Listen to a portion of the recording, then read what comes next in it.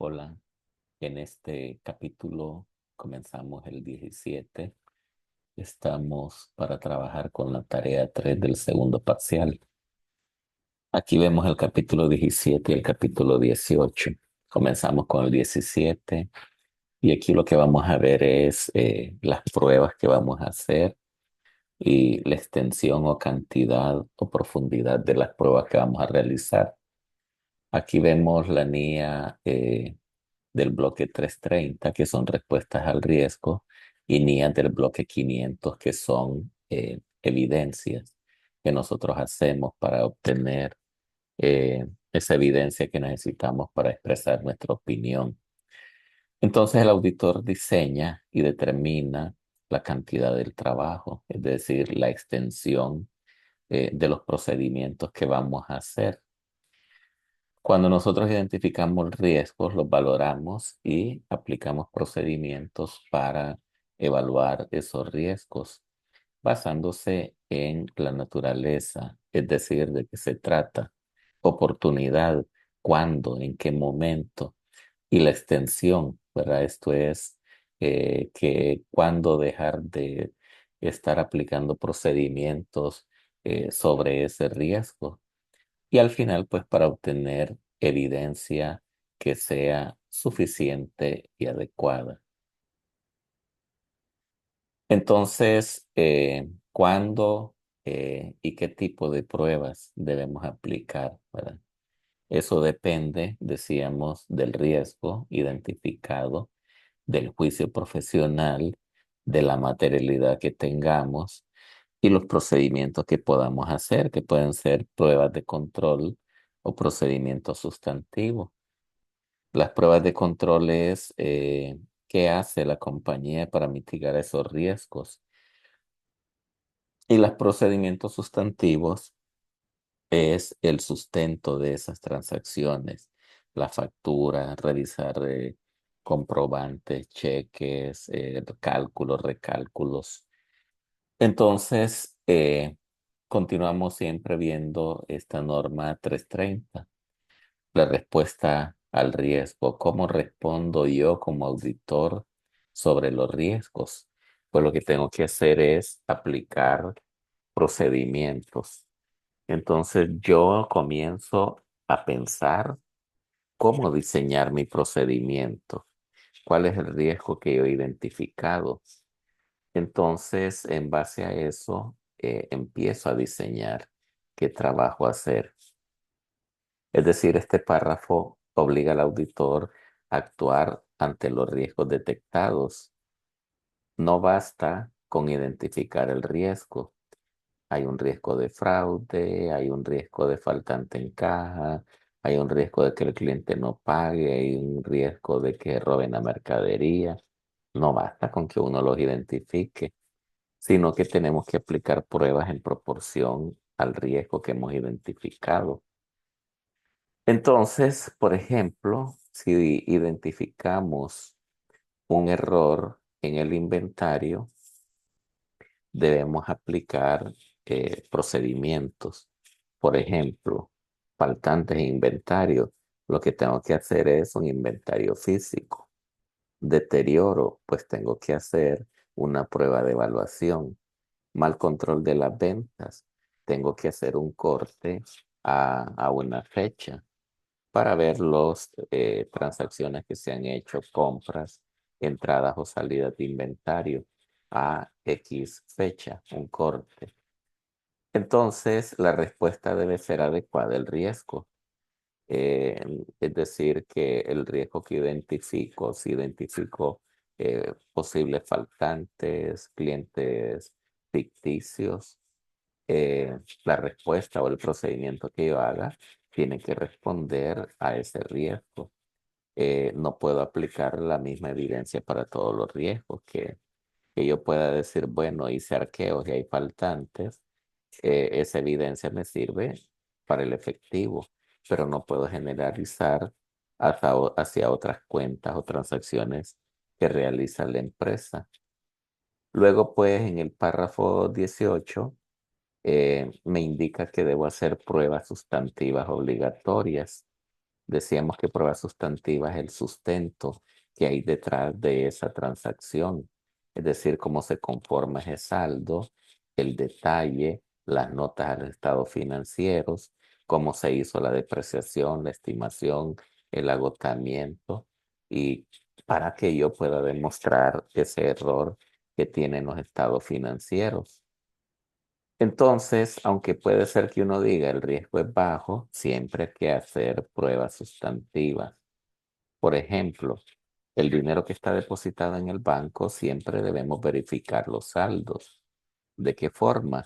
Revisando que haya controles internos y enviando confirmaciones a los bancos.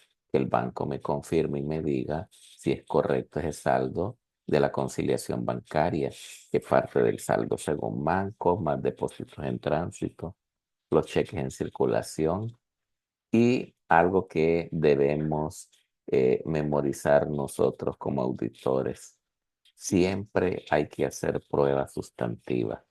Usted identifica un riesgo, tiene que solicitar el sustento, revisar los comprobantes. Aunque a usted le digan, no, no se preocupe, mire, aquí nosotros tenemos controles internos buenos. No. Entonces siempre usted tiene que revisar, porque usted siempre se va a encontrar con gente que le diga que la empresa está bien, que trabaja bien, que tiene buenos controles, buenos límites, buenas políticas, buenas segregación de funciones, pero usted no se tiene que quedar con eso, usted siempre tiene que realizar pruebas sustantivas. Sí, está bien, pero no me quedo con sus palabras.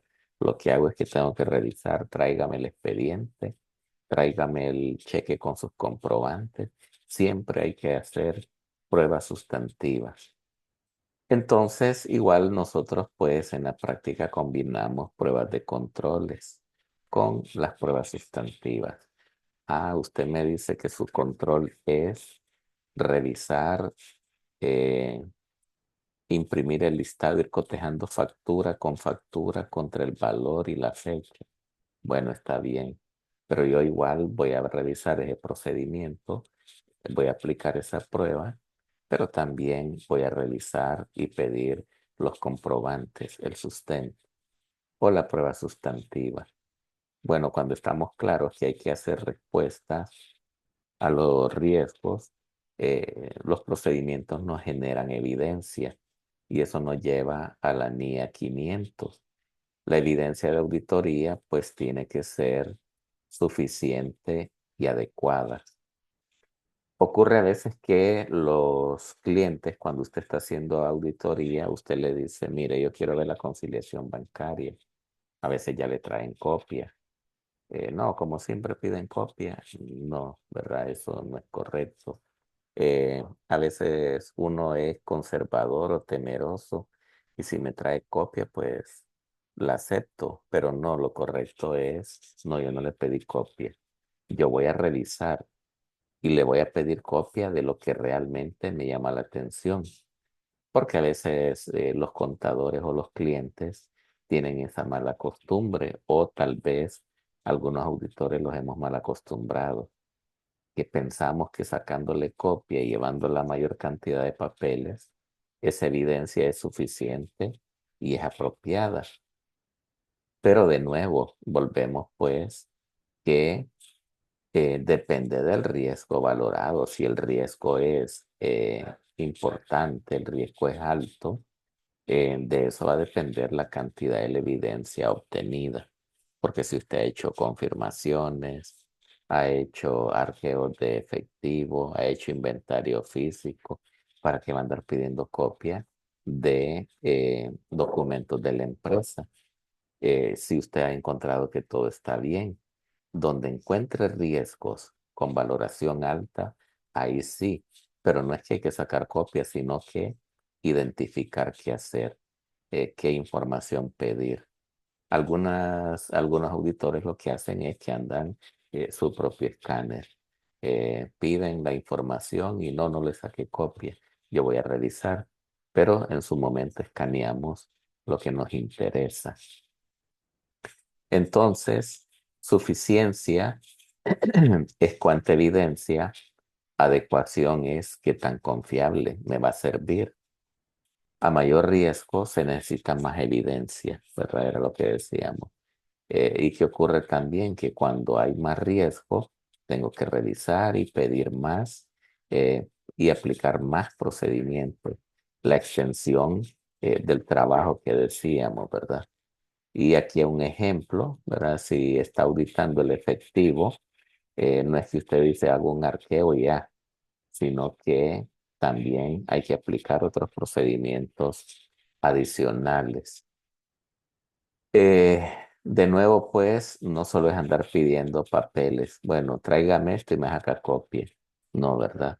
Es analizar qué tan confiable pueden responder a los riesgos detectados. El párrafo 7 de la NIA 500, pues, nos habla de los factores que debemos evaluar para la evidencia, ¿verdad?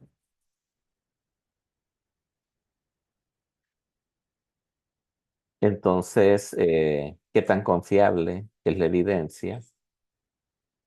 Eh, Cuando la evidencia viene de fuentes externas o independientes, se obtiene directamente por el auditor. Esto ocurre pues que cuando nosotros vamos a hacer una auditoría, lo primero que empezamos a hacer es pedir los datos y contactos de los clientes, de los proveedores, de los bancos, porque lo primero que hacemos son enviar confirmaciones a los terceros, a los externos. Entonces, ¿por qué? Porque como dice aquí, cuando la fuente es externa o independiente, es más confiable, porque si usted va a revisar al cliente y se conforma con lo que le da el cliente, pues la confiabilidad disminuye. La evidencia, ese concepto de adecuado, pues deja de ser adecuado. Entonces es más confiable si nosotros obtenemos evidencia de fuera de la empresa. Por ejemplo, cuando más confiable lo que viene de afuera, una confirmación, una entrevista con un cliente, usted siempre debe priorizar la evidencia externa. Igual pues tiene que ser directa y escrita, ¿verdad? Tiene que conseguir esa información del banco, del proveedor, del cliente, del abogado, de la compañía de seguros, del fondo de pensiones, todo aquello que está fuera eh, de la empresa. Y entonces, mientras usted está esperando esa evidencia externa, puede dedicarse a trabajar con otro tipo de evidencia que está dentro de la empresa. Entonces, y luego pues que eso nos lleva a la NIA 530, el muestreo. Nosotros pues como auditores no tenemos el tiempo para revisar el 100%. Entonces, pero para eso hemos identificado lo que es relevante o importante, la importancia relativa o la materialidad. Y en base a eso, pues no se revisa todo. Tomamos muestras, pero lo hacemos de una manera bien seleccionada.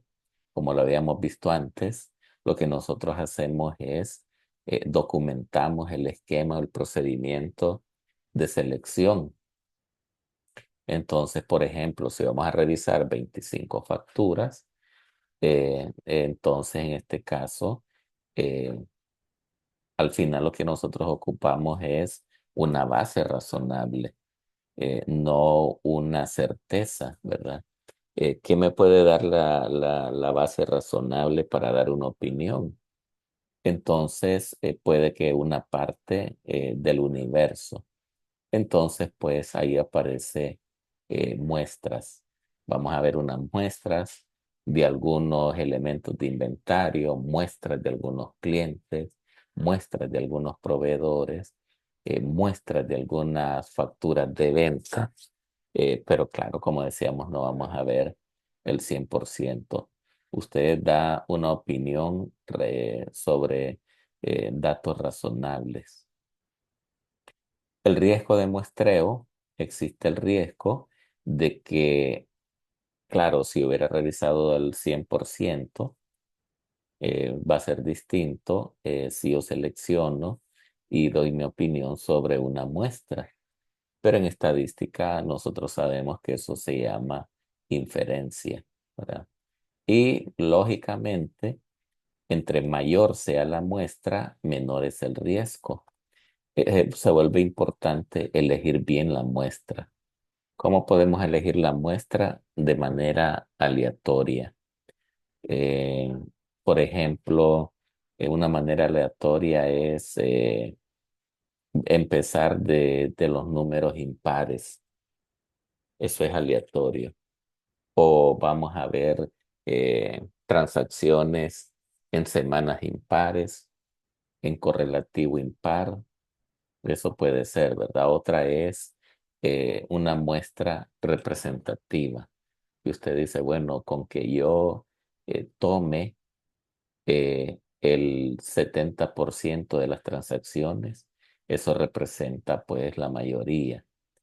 Y la muestra tiene que ser sin sesgo, ¿verdad? Que es decir, que nosotros vamos a decir todos los clientes eh, con tal apellido o todos los clientes o los proveedores que son grandes contribuyentes.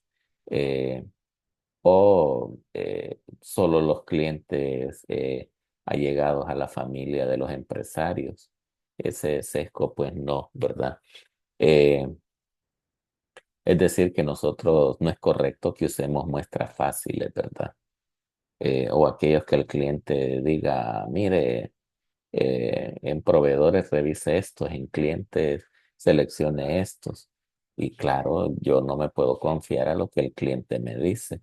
Si a mí me contrataron para ir a revisarle, entonces no tengo que buscar una selección fácil. El tamaño de la muestra pues se determina considerando el riesgo de auditoría. Pero cuando nosotros consideramos como aceptable el riesgo, que eso va a depender de la materialidad, del tamaño y el nivel de error tolerable. Por eso cuando usted le pregunta a un auditor cuánto me cobraría por hacer la auditoría, bueno, ¿cuántas facturas emite? ¿Cuántos productos tiene? ¿Cuántos proveedores tiene? ¿Cuántos clientes tiene? Entonces, es decir, él quiere conocer la población. Ya teniendo la población, pues calcula su materialidad y estima lo que es tolerable para él y ya con eso, pues tiene el tamaño de la muestra, que esto es lo que vemos en las clases de análisis cuantitativo. Pues ahí no sirve eso, claro. Ahora pues hay herramientas Excel o páginas de Internet que nos pueden ayudar a hacer eso, ¿verdad? Entonces, claro, si entre más riesgo, más muestra tengo que revisar, ¿verdad? Usted empieza a revisar algo, encuentra errores, determina riesgos, entonces ni modo. Iba a revisar 100 datos, ahora voy a revisar 150 y siguen apareciendo problemas. No, pues voy a revisar a 200. Pero esto tiene que ver con la extensión del desarrollo de procedimientos de auditoría. Si hay alta importancia relativa, tiene que haber más rigor en el muestreo. Es decir, si yo determiné una materialidad alta, entonces tengo que tener cuidado en el muestreo, porque entre más alta es la materialidad, puede que yo escoja solo transacciones grandes o saldos, facturas, comprobantes, cheques, los más grandes. Y claro, ustedes saben que en las transacciones grandes posiblemente hay más cuidado y se cuelen pues los problemas, quizás en las transacciones medianas o pequeñas. Como les decía, pueden desarrollar alguna fórmula en Excel, pues igual hay firmas o herramientas que nos ayudan a calcular y seleccionar las muestras, ¿verdad? Que ya esas las pueden ver ustedes en Internet. Eh, cada norma, decíamos, tiene su, su tema específico, ¿verdad?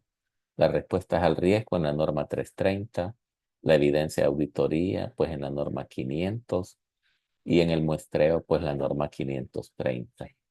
Lo importante es, siempre hay que hacer pruebas sustantivas, es decir, no quedarme con lo que me dicen o lo que leo en las políticas o procedimientos. Siempre tengo que hacer trabajo. Igual buscando evidencia, tengo que buscar lo suficiente y lo adecuado, no el volumen, ¿verdad? Sino que lo que realmente me sirva para sostener las respuestas a los procedimientos sobre los riesgos de auditoría. Y la auditoría, pues, y el muestreo, pues, seleccionar el tamaño adecuado. Todo riesgo, tengo que aplicar procedimientos, cualquier riesgo. Toda evidencia tiene que ser suficiente y adecuada. Y sabemos, pues, que yo no puedo auditar todo y voy a hacer una selección o un muestreo. Entonces, dentro de la norma nos habla eh, de algunos puntos que podemos considerar, ¿verdad? Esta es una guía que ha sido desarrollada por expertos y nos da algunas recomendaciones. Y ya lo habíamos comentado por ahí que no existe una fórmula única o universal. El auditor pues tiene que determinar el tamaño de la muestra dependiendo el nivel de riesgos.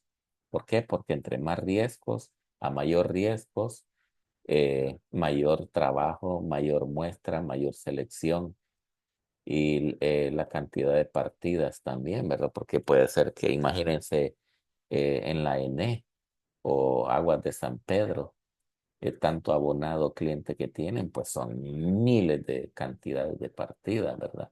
De facturas, de clientes. Y pues eso también tiene que ver con la variabilidad de los datos.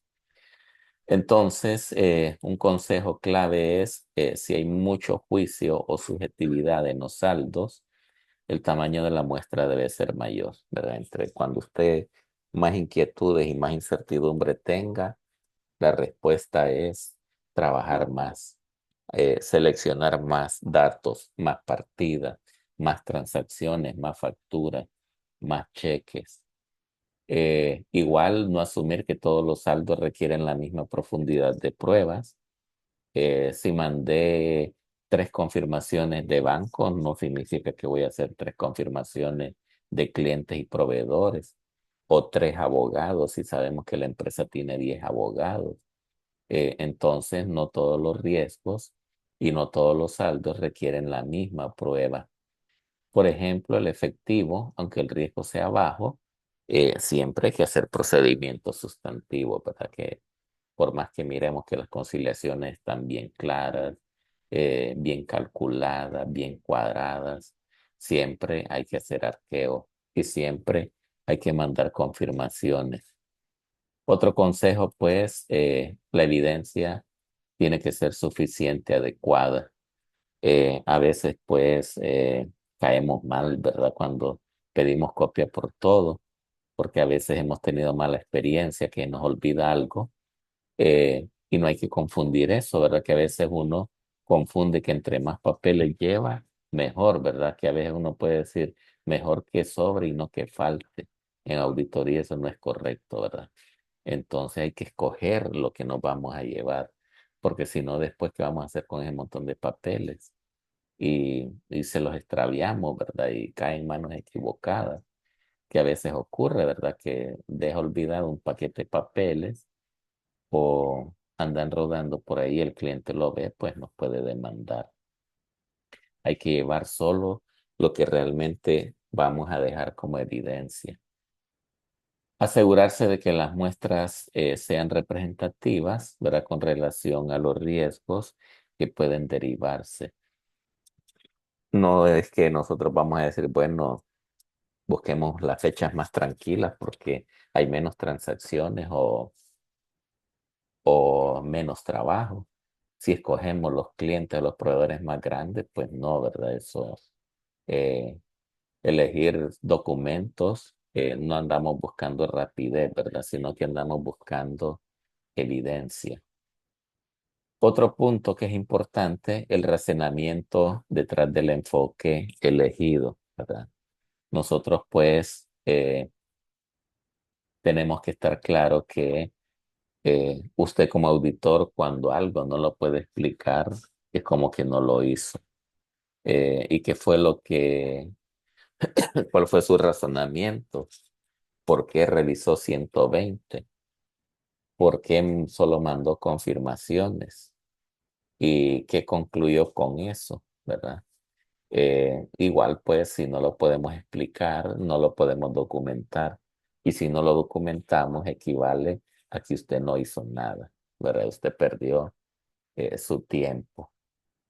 Aquí, pues, tenemos el caso de estudio y en este, pues, es el ejemplo de la mueblería que fabrica. El área más significativa, pues, hemos identificado que es el inventario y las cuentas por cobrar. ¿Qué problemas hay en el inventario? Faltantes, que el inventario exista. Aquí recordamos las aseveraciones o afirmaciones, existencia, exactitud, valoración, derechos y obligaciones. ¿Por qué? Porque en base a esos riesgos, la respuesta va a ir a un procedimiento de auditoría. El procedimiento de auditoría depende de la aseveración asociada. Igual pues en las cuentas por cobrar, existencia y recuperabilidad. En el inventario, pues, ¿qué es lo que hizo el auditor? Hizo inventario, inspección física del inventario, revisó la valoración del inventario, comparó las ventas posteriores, ¿verdad? Porque puede ser que usted haya valorado el inventario a un valor por encima de lo que se está vendiendo, entonces por eso revisó las ventas posteriores. ¿Y qué esperamos encontrar como papel de trabajo? El acta del inventario físico, a qué horas empezó, cómo se llevó a cabo, qué recomendaciones, qué conclusiones, cuáles fueron los productos que escogió como muestra.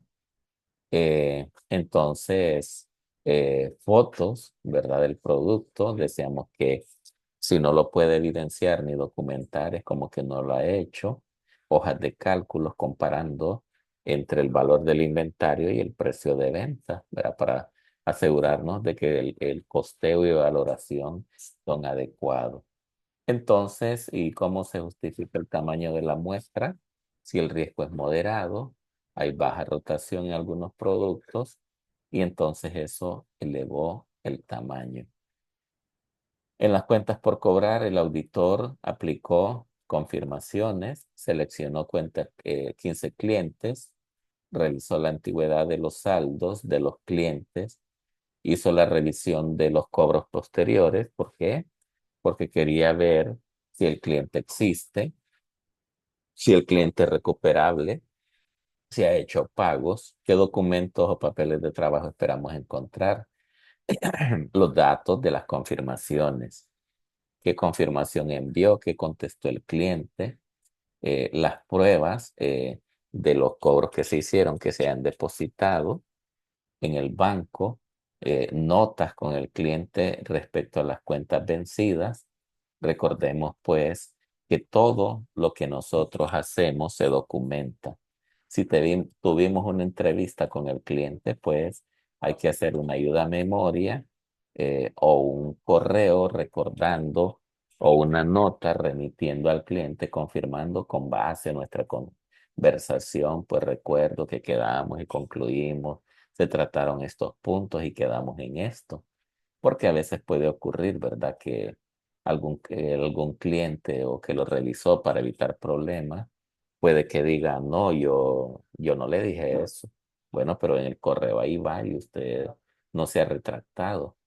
Entonces, pues, como decíamos, la evidencia, pues, tiene que ser adecuada y comprobable. ¿Y qué va a pasar cuando vengan a revisar esos papeles de trabajo? Pues el senior que me revisa los papeles de trabajo va a determinar si la evidencia es proporcional al riesgo identificado, que si las pruebas que yo apliqué están bien diseñadas, que si la muestra que tomé es suficiente y que los procedimientos responden a los riesgos y los ejecuté adecuadamente. Y entonces, pues, vienen las recomendaciones, ¿verdad? Puede que el senior me diga, sí, está bien, pero mire, para próximas auditorías, cuando sucede esto, el juicio adecuado es hacer esto y esto, ¿verdad? Y esas recomendaciones me van sirviendo para ir perfeccionando la selección de la muestra, ¿verdad? ¿Qué conclusiones podemos sacar? Pues diseñar bien las pruebas, ¿verdad? Y hay que documentarlas bien para que la gente entienda qué fue lo que hizo. El tamaño nunca de la muestra nunca es aleatorio, ¿verdad? Tiene que basarse en el riesgo. El riesgo que usted identifica, ¿verdad?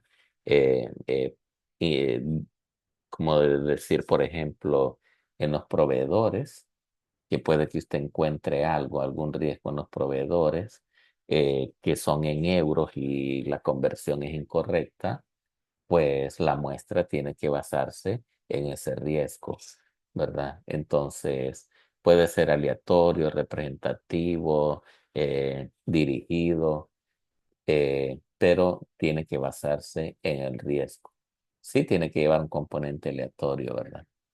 El auditor debe ser replicado y entendido por otra persona. Por ejemplo, cuando uno es auditor nuevo, lo que hacen es explíquele a su compañero lo que usted encontró. Ahora escríbalo y compártalo a ver que, si su compañero lo entiende. Porque como lo hemos comentado, eh, si a usted lo cambian o lo mandan a otra auditoría o se enferma, lo que usted está escribiendo, si viene un nuevo, pues tiene que entender todo lo que usted ha hecho, ¿verdad? Si no le van a estar preguntando, ¿qué quisiste decir acá? No entiendo por qué hiciste esto. Entonces tiene que ser compartido y entendido por cualquier persona.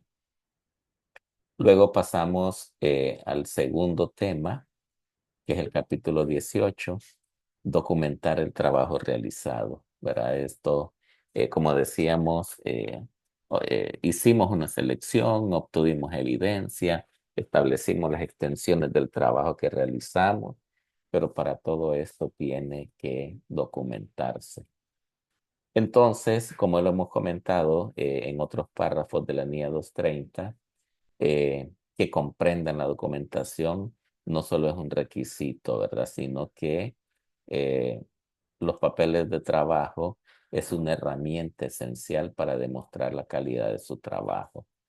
Ahí se puede ver también la oportunidad de que bien cuando aplico este procedimiento es razonable, buen juicio, ¿verdad? Es decir, que cuando ven sus papeles de trabajo, hasta otras personas pueden entender. Porque recuerde que los papeles de trabajo, si usted está inscrito en el registro de la Comisión Nacional de Bancos y Seguros, en algún momento le van a pedir los papeles de trabajo. Si el cliente anda envuelto en situaciones complicadas o ilícitas, el Ministerio Público le puede pedir los papeles de trabajo. Entonces, pues, eso se convierte para usted en una herramienta. Y como habíamos comentado antes también por cuestiones de control de calidad, si usted recibe visitas de otro, la firma que usted representa, si tiene representación internacional y viene a revisarle, pues ahí es una herramienta, ¿verdad? Donde van a ver la calidad del trabajo, si sigue usando la representación de la firma o se le suspende, ¿verdad? Entonces, los papeles, como dicen los auditores, los papeles hablan por sí mismos, ¿verdad? Entonces, algunos párrafos, por ejemplo, el 7, preparación oportuna, ¿verdad? Usted cada vez que hace un procedimiento, lo aplica y obtiene evidencia, escríbalo, ¿verdad? Como hay algunos refranes, no lo piense, escríbalo. ¿Por qué? Porque si no, pues las cosas después se olvidan. Entonces el auditor prepara la documentación de la auditoría de manera oportuna. Otro punto es que lo que no se documenta pronto se olvida. o se distorsiona y ya después usted pues empieza a dudar y entre tantas conversaciones y tantos trabajos se le va pasando y lo deja para el viernes, para el fin de semana y ya después ni se acuerda cómo fue que aplicó la prueba y los hallazgos que obtuvo, ¿verdad? Entonces tiene que documentar inmediatamente. El retraso da lugar a inconsistencias y dudas sobre la veracidad del trabajo, ¿verdad? Entonces, actúe pronto, lo más pronto posible, si es posible, ejecutando el procedimiento y usted escribiendo, redactando y desarrollando, porque si no después, si ni usted mismo le entiende lo que escribe, menos el que le venga a revisar. Como lo habíamos adelantado, que pueda ser comprendido por otro auditor. El auditor prepara documentación que permite a un externo o a un experimentado, sin haber estado en la auditoría, comprender lo que usted hizo, cuándo lo hizo, por qué lo hizo, qué resultados obtuvo y las conclusiones, ¿verdad? Entonces, es decir, el que llega entiende la historia completa. Usted no tiene que suponer que la gente sabe lo que usted hizo. Puede que usted diga, pero él ya tiene 30 años de ser auditor. No tiene que suponer que lo sabe. Usted tiene que redactar que cualquiera lo entiende. Entonces, esta es la base para las revisiones internas, inspecciones externas o en defensa legal, ¿verdad? Porque puede ser que a usted lo demanden, sea una empresa supervisada o el Ministerio Público quiere información al respecto, ¿verdad? Pues las firmas, las grandes en especial, o las que tienen control de calidad, esto es la prioridad. ¿Qué debe documentar según el párrafo 9? Debe dejar constancia de las partidas o las cosas que usted probó. Tiene que hacerse evidente quién hizo el trabajo, cuándo lo hizo, quién revisó el trabajo y cuándo lo revisó, ¿verdad? Tiene que dejar esos campitos así en las hojas de trabajo que usted hace. ¿Y por qué? Pues a veces en la fecha que usted trabajó y en la fecha que usted revisó, ¿verdad? Porque esa es la bitácora de su trabajo. Porque qué tal si usted le cambia la fecha y ya en ese entonces, pues la persona que tenía esa documentación ya no está en la empresa o estaba de vacaciones o estaba enferma. Y si usted pone que su trabajo lo realizó en una fecha que no cuadra con esos datos, pues pierde la credibilidad. Pueden pensar que usted se inventa los datos, ¿verdad? Entonces, en las hojas de trabajo se tiene que evidenciar todo eso, ¿verdad? Que todo coincida, cuándo lo hizo, quién lo revisó, cuándo lo revisó. ¿Por qué? Porque usted si deja un papel de trabajo sin firma y sin revisión, pues va a ser cuestionado, ¿verdad? Decíamos que esto debe ser prioridad. El párrafo 10 pues nos dice discusiones cuando hay cosas significativas. Usted tiene que documentar todo. Si usted tiene pláticas con alguien del comité de riesgos, el gerente general, la junta directiva, el comité de gobierno corporativo, entonces usted tiene que hacer un levantamiento con quién habló, en qué fecha. Entonces, ¿por qué si el auditor discute algo con el gerente, un posible fraude? Tiene que escribir eso, ¿verdad? ¿Quién lo dijo? ¿Cuándo? ¿Y con quién lo trató? Las discusiones también forman parte de la evidencia. Eso tiene que estar en algún papel de trabajo, ¿verdad? Entonces, ¿por qué? Porque si no lo documenta, es como que no pasó. De nuevo, aquí lo más recomendable es hacer una carta o un correo, señor gerente financiero, en base a nuestra conversación y a las conclusiones y a los acuerdos tomados, le quedamos en esto, ¿verdad? Porque para después puede que alguien se quiera retractar y decir, no, yo no le dije, ¿verdad? Puede tener miedo a tener conflicto con alguien. Y siempre con los papeles de trabajo, el capítulo 18 nos dice que es esencial documentar todo, ¿verdad? Porque cuando usted emite la opinión, tiene que tener a la mano la aceptación de encargo, la estrategia de auditoría, las discusiones que tuvo con el equipo de trabajo para establecer su enfoque, su alcance, su extensión del trabajo, la selección de la muestra. Tiene que documentar el control interno de la empresa, ¿verdad? ¿Qué controles tiene? Si son manuales, si son automáticos, si son frecuentes, si es cada cierto tiempo. El resultado de las pruebas sustantivas, ¿verdad? Cuando usted revisó el sustento de las conciliaciones, el sustento de los cheques, de las facturas, de las declaraciones, documentar las consultas que tuvo con expertos, documentar la identificación y tratamiento del fraude, ¿verdad? Porque en la auditoría recuerde que un riesgo importante también es el fraude. Usted va a revisar algo preparado por terceros y puede ser que esté tan bien documentado que pase como fraude. Cambios en los riesgos valorados y materialidad, como decíamos, siempre planifica antes, durante y después. Los riesgos puede que se hayan estimado de alguna forma, sean reducidos por los controles que tiene o dependan de la materialidad. Ahora decíamos que la materialidad, entre más alta, hay un riesgo de muestreo que posiblemente estén asociados con los riesgos identificados. Igual también que hay que documentar las revisiones que nos hacen. Cuando viene el senior, el gerente de auditoría, eso tiene que estar documentado también, ¿verdad? Porque tiene que haber un responsable.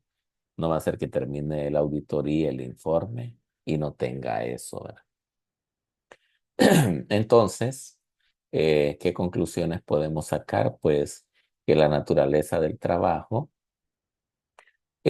uno puede saber expresar, ¿verdad? Porque a veces uno se le ocurre y dice eh, algo, algún procedimiento, ¿verdad? Que en la mente lo desarrolla bien, pero cuando lo escribe no le sale igual. Oportunidad de la documentación, decíamos que lo que yo hago, lo documento inmediatamente, no vaya a ser que después me olvide. La extensión, pues, incluir hasta qué se revisó y por qué se revisó. Porque si alguien nos pregunta por qué hizo eso, solo eso, si pudo haber hecho otras cosas, pues nosotros saber explicar eso. Que no se nos olvide, pues, quién lo hizo, en qué fecha y quién lo realizó. Y con la evidencia obtenida, pues, archivar soportes confiables, ¿verdad? Decíamos que lo primero es lo externo y la documentación, pues, que sea legal, ¿verdad? Y que la información esté completa. De nuevo, pues, que no es necesario llenarnos de papeles, ¿verdad? Porque después se convierte en un problema. Claro, aunque ahora hay sistemas digitales, ¿verdad? Que digitalizan el trabajo del auditor, pero también el volumen de memoria puede ir reduciendo las capacidades. Igual, de nuevo, cuando nos vienen a revisar, no solo el volumen es evidencia apropiada, sino que hay que saber escoger las conversaciones, como decíamos, hay que tomar los datos con quién y en qué fecha y qué temas fueron tratados y documentarlo, ¿verdad? Porque como recordando ahí para la memoria, lo que no está documentado no se hizo o no está auditado.